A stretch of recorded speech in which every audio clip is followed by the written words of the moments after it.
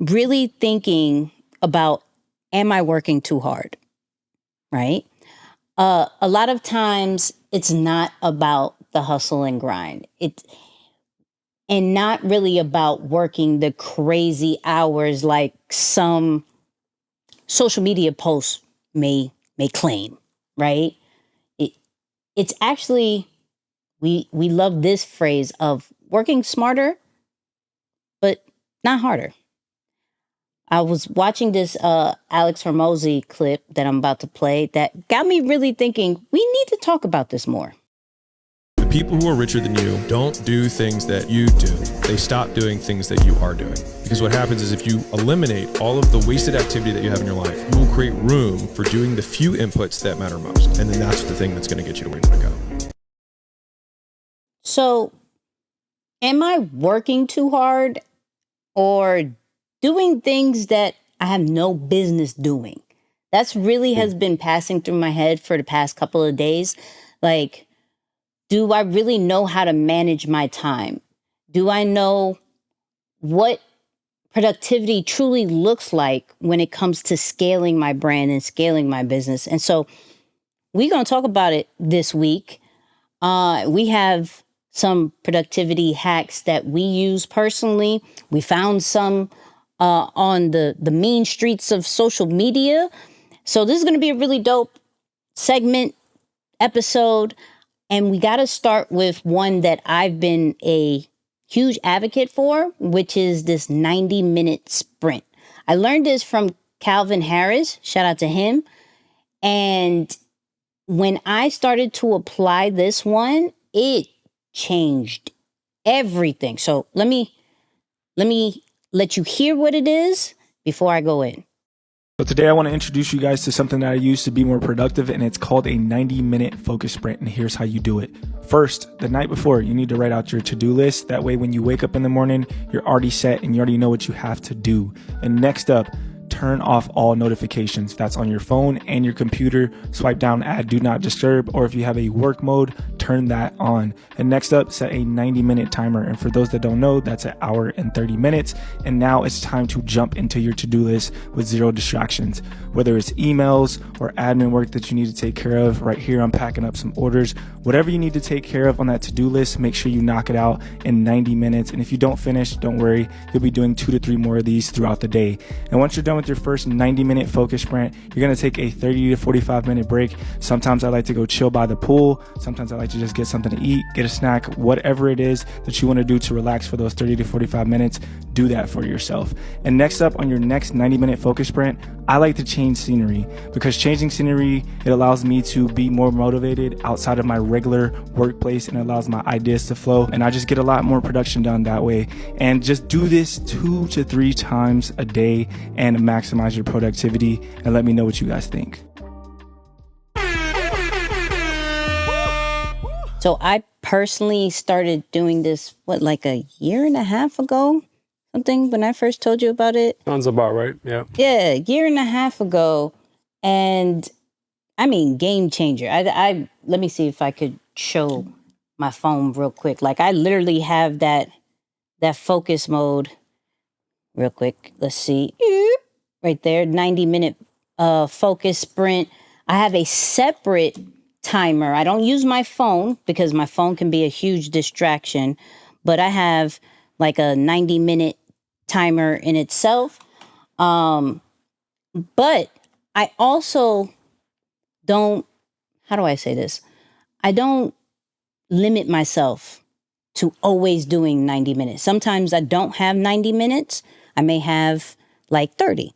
I may have 25, you know?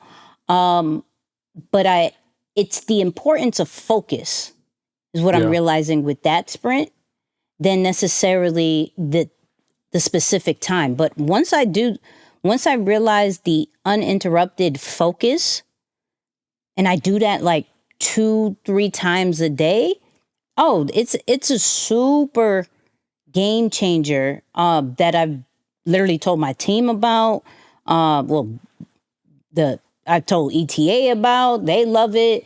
And for some reason, You could call it however you want. They have this timer. It starts with a P. Do you know what it's called? It's like, oh man, it's a really big word that I'm not even. No, it's that kind of format. Like people do 25-minute timer, 30-minute timer. It starts with a P. Probably when you start talking, I'll probably find it. But for you, Moose, do you do these types of sprints, or is it more like you have your own kind of routine? Yeah, no, I mean it's relatively similar. I first got put onto sprints when we worked with our developers about 2 years ago.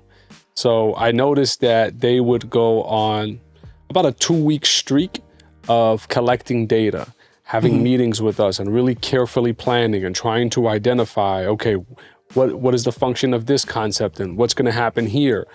And then once they activate into sprint mode, it was no looking back. There was no fixing, no correcting, no adjustments. It was simply coding everything that was developed up until that point. And I forget, no, actually it was last year in October, or no, a little bit before that, say August, we were preparing for an event. And I said, hey, why don't we try the same model that our developers used in preparing for the event?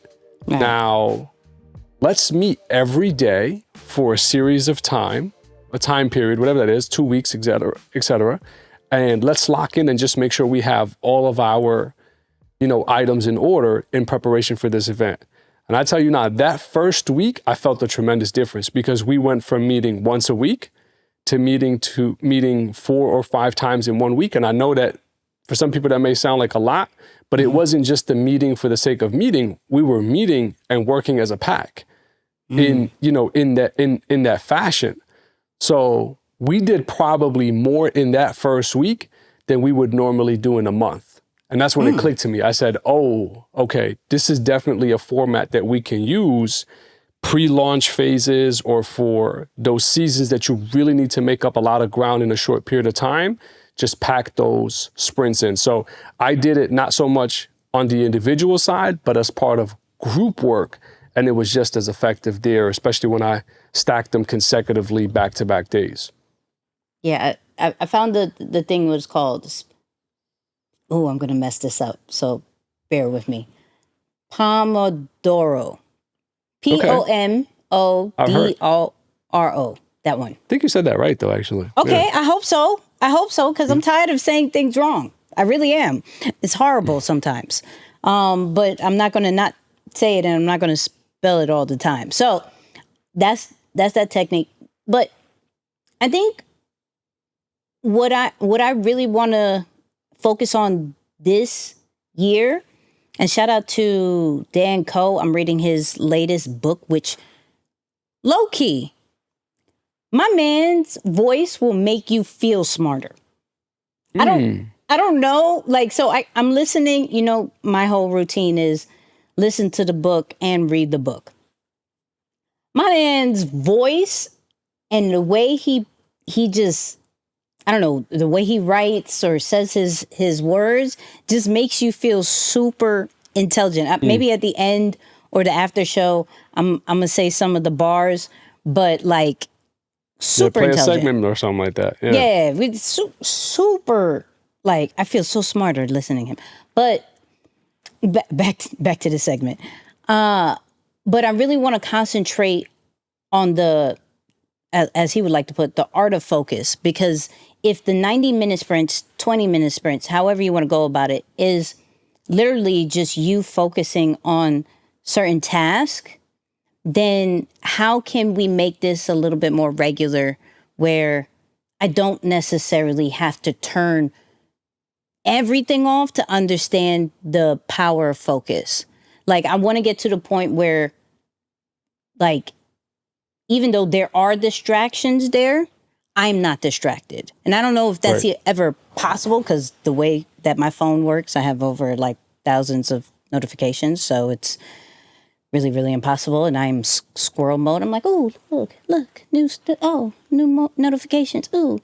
But this year, I really want to work on that art of focus, and really I wouldn't say master it, but get to a level of understanding that especially in a new environment, with routines, when you're home, you're good. You wake up, you know what you're doing, you got your work, boom, boom. I'm always messed up when I travel. Oh yeah, forget it. Always. Yeah. And then I come back, and then it takes me a few days to get back into my routine. And I'm like, okay, whatever. So I want to get to that point where no matter where I go, there's a routine, there's a level of focus. And so when we're talking about like the brand and the business side, because I didn't put that in there, but with the brand and business side, I'm literally focused on what I need to do that day to scale my brand. What are the key points? Not even focus on the little small things like posting and all. That's cute, but there's higher level stuff that sometimes I ignore or get very distracted with. And so if I was to just write that down first and foremost, and then just focus on it with these sprints, I think for me, the new year is going to go crazy because I'm intentionally focusing on the scaling part. There isn't necessarily sprints to scale. There's sprints to do the to-do list, but is there sprints to do the scaling part of it is what I'm going to be adding. So there will be a 90-minute of scale. Like, and just theming out the sprints is something that I want to kind of experiment with. You know, it was one thing I realized late last year too, that especially for those of you who need to meet with a lot of different clients, team members, or you're just in a lot of meetings, period. I realized that if the only time you're working is when you're on a meeting, you actually are just keeping up, or in a lot of cases falling behind.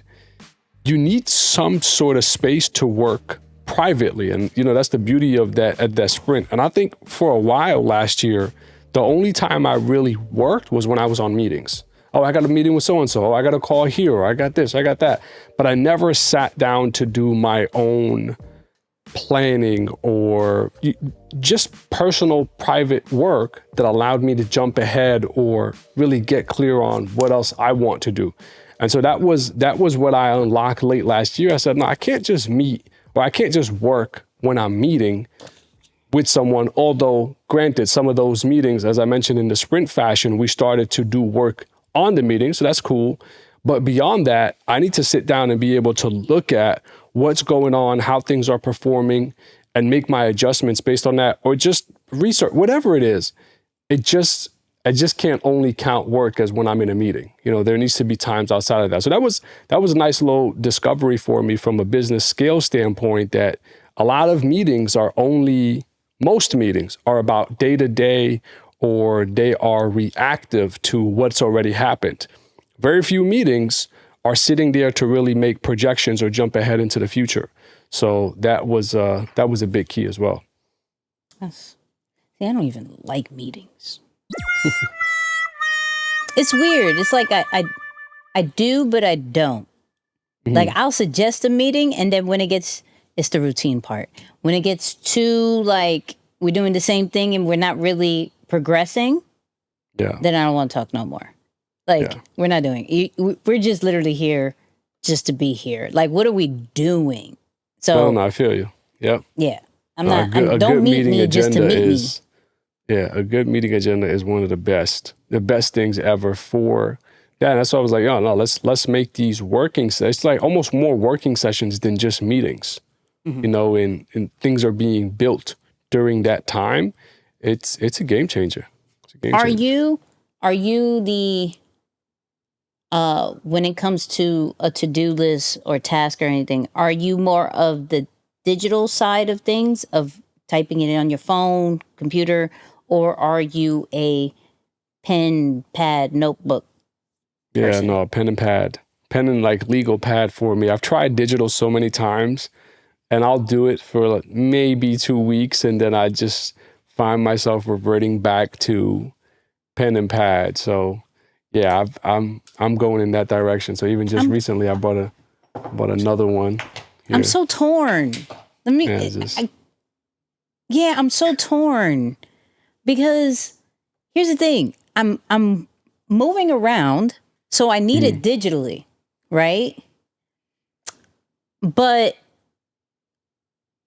I can't, like, for some reason it doesn't register to me when it's digital. But then I write it and then I forget it because I'm moving around. So I have to find a happy medium. So what I'm going to be trying, and this is no plug, they ain't pay us or anything like that, but on my iPad, that GoodNotes app where you're able to write. So I'm going to be trying that this year, where I'm actually going to use this Apple Pencil that would cost way too much for no reason that you don't really have any reason for. But I'm going to use this Apple Pencil and use this app to write. I got like a screen protector, the paper like one. Shout out to CJ who bought me that for Christmas, where it feels like you're writing on paper with your iPad. It's like matte, right? Yeah. So I'm going to be writing a little bit more, which then it will technically be digital because I could then see it on the go. Right. So I'm going to try that, but I've been so torn because, you know, I'm a Notion person. So I'll do that for a little bit. Like I'll write in pen and pad, but then I'll go right back to Notion for the simple fact that I need it everywhere I go and then I could track it.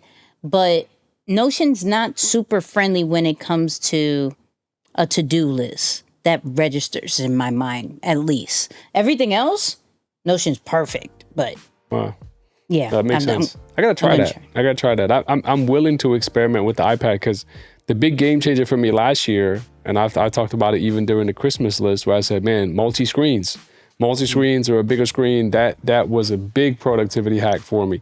But the digital pen transfer thing, I'm gonna try it. I've been in a really good rhythm with the legal pad.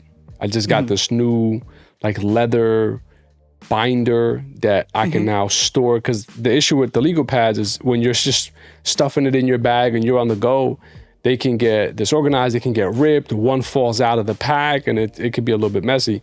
So now I just got this new like leather, almost like a leather folder, if you will. I store all my papers in there. I got some important letters, whatever. So I feel real organized there. But maybe it'll be good to keep that for record, especially when you can now have digital record of all of your notes in one place, and regardless of how long it's been. So, oh wait, let me go back. Oh, so yeah, that'd be cool too. Yeah, that's that. But that's why I've been so on Notion too, because I could look it up, right? Super quick. Keywords. Now they have this question and answer thing. I could look up everything that I need to. So I'm always, like I said, I'm always torn with it. But another productivity hack that I realized that may help you with the iPad is that I don't have no social media on that joint. Same. Yeah. Yeah. I have there's no notifications on that one besides like text. And then when I put the focus joint, that there's not even a situation. But my iPad literally has like 3 screens. It's research homepage.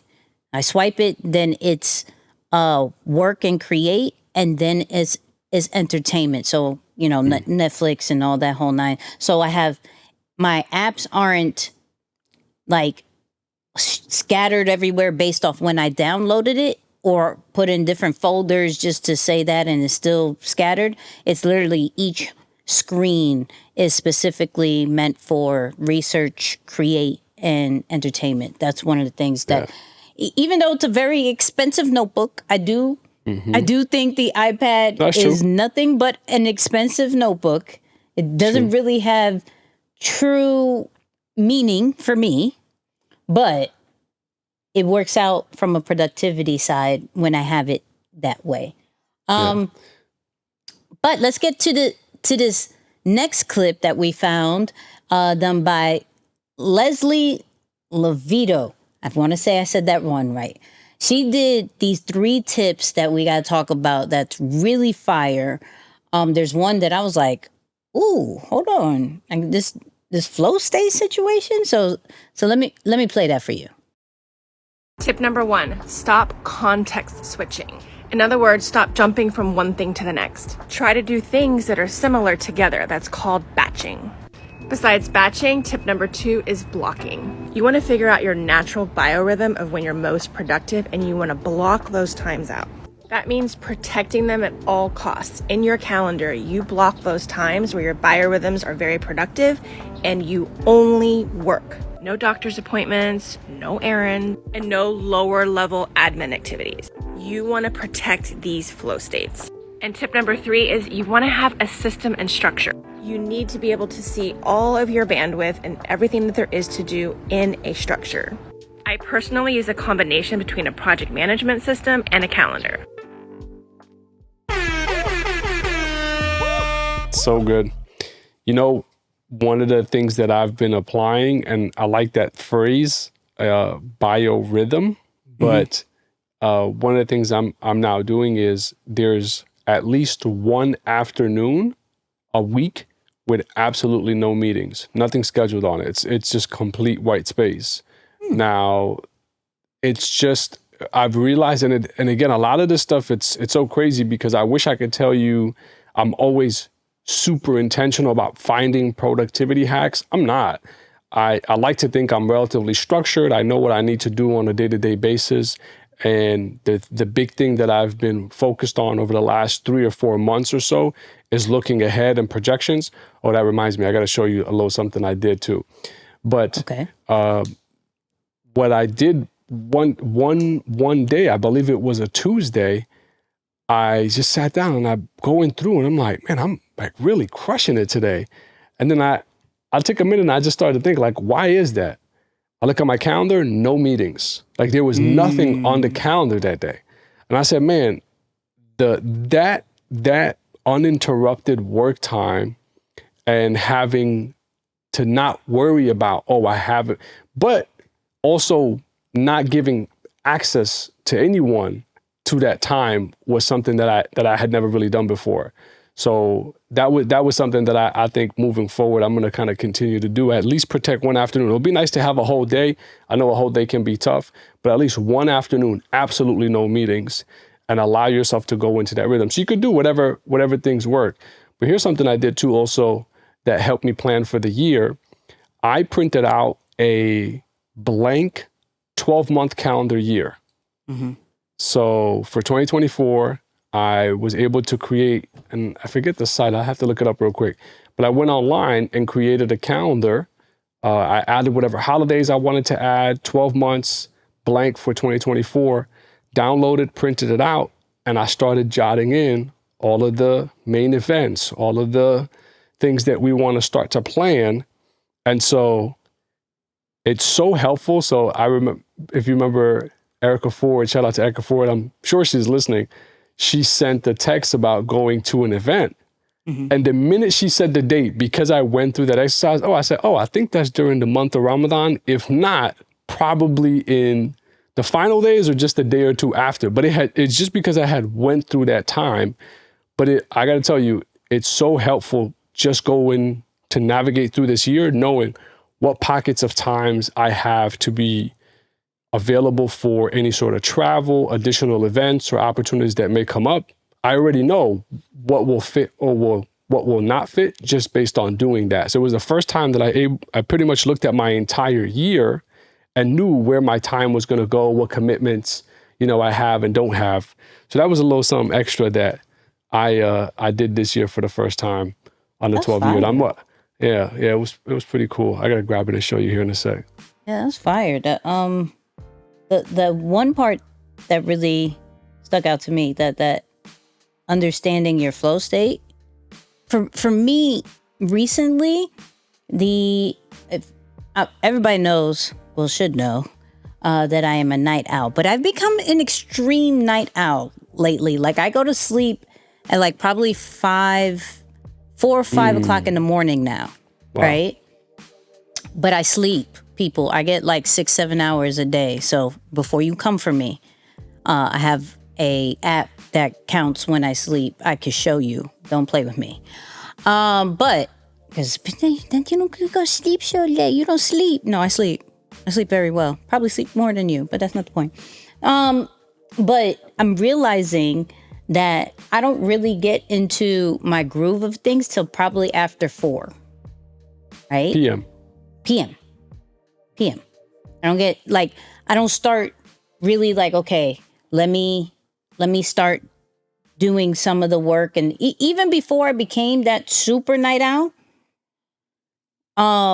remember when last year where I was like, okay, I'm gonna do the morning one, but my brain did not work till probably past 12. And that's still the case. My brain doesn't function till probably past 12 or 1, and I'm not necessarily ready to actually execute anything till probably 4. Now, the creative stuff starts to go a little bit like, I realized after I talked to my girl, like when she goes to sleep, then all of a sudden I have all this energy, like, yeah, let's go. I feel like unforbidden time. Like, yes, I'm supposed to be working. Right. But based off what she said, that may mean I just might block off time between like 4 to 6. Yeah. And like go in on certain things. And that's really because I mentioned last week that I was starting time blocking, and I think that may work because even though I've been doing this time blocking thing, I realize I only time block for a certain amount. Like I don't do all day because that's very overwhelming, and I'm not that much of a planner. Like I'm actually looking up AI tools to do the time blocking for me that isn't expensive because there's one I'm not going to mention because y'all mad expensive for no reason. But it'll do it for you. You put the task and it'll automatically put it in your calendar. I want that. So software engineers, if you have a cheaper version of it, please send it over here. Please and thank you. But I think I'll start doing that where if I know my peak is between 4 to 6, 4 to 7, then I'm going to just time block those particular times instead of just time blocking to time block. I think that when she said that, I was like, ooh, I'm going to do that. Yeah, that's good. That's good. It's like combining both time blocking with your most productive and creative times together, to really make sense of it. Yeah, that's good. What is one thing that you, from a productivity side, are you going to lean more into as far as from a scaling wise with your business that you didn't do last year? I'm way more proactive this year. Okay. And I know it's only been 6 days, but in the last, because it really started for me a little bit late into 2023 too. But I'm noticing being proactive and just jumping on things early. A lot of it helped that calendar exercise really helped because I even narrowed it down and looked at what is our ideal window for event preparation. And I identified it to be 10 weeks, 2 weeks of prep, 8 weeks of promotion. And 8 weeks is a long time, but you're not doing aggressive promotion all 8 weeks. You get to really build anticipation, give value, do what you need to do, and then get to crunch time, but you're never stranded or pressing for those whatever activity it is to get the engagement that you want because you've been at it for a while. So being proactive has been incredibly helpful for me. And then I know this will come up later towards the question of the week, but I rely on the resources that are available to me and make use of them to get work off of my plate. I really, really do. I've been making use of that superpower to deploy resources accordingly, and then also to put like super teams together for bigger projects or things that really are very taxing, because I've noticed that I can't say I get bored, but for something that I've ran through multiple times, I need help to see it in a different light or create different elements to it so that I can remain, I don't want to say competitive, but just as engaged to grow. So that's where I've been leaning on some of these super teams and bringing other fresh minds to share their ideas. And that's been a lot of fun. It's because I don't feel like I'm contributing. I'm a part of the process, but I'm not necessarily the one who's bringing all the best ideas to the table. I'm actually making it available for others to do that. So in short, it's being more proactive, no procrastination, and deploying resources accordingly around me to combine super teams as needed. I'm calling them super teams like it's the NBA, but yeah, super teams on select projects to really help scale. That's good. It's funny. I got this comment, right? Because last week we talked about Ali Abdaal's book, right? Mm-hmm. And so I put that on my social media, that review. And this year, I really want to get into more of just different productivity styles, so I know how not to spend so much time on work, but to spend the needed time on it and be super productive, right? So that's just like my goal. I put that, and somebody was like if you weren't productive enough last year, we're so hard on ourselves. Here's my response, because I had time.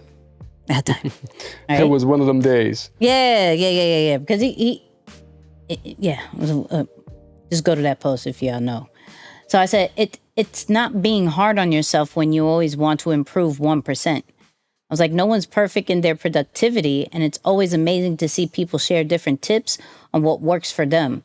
When one wants to improve, let's encourage, right? Like, and people are so quick to say that, where it's like, oh, you're so hard on yourself. I'm hard on myself because I want to be more productive. Right. But that makes no sense. Like, what are we doing? So for me, one of the goals is to continuously go on this journey of productivity and just find different hacks that fits my formula, right? Because like I said, I have a night owl situation going on, right? So those people who are like, wake up early and do this, that's the biggest productivity hack. I saw that Alex Hormozy just said that, and I was like, that don't work for me. My brain literally does not work that time. It's not going to happen. And then people will say, no, you already have that mindset. No, listen, I tried. It's okay. It's all right. Yeah. So finding that specific formula for me, and then share out what's been working, right? Like the 90-minute sprints have been working. Now I'm modifying the time blocking thing for it to work for me, or find the right tools to allow it to work better for me.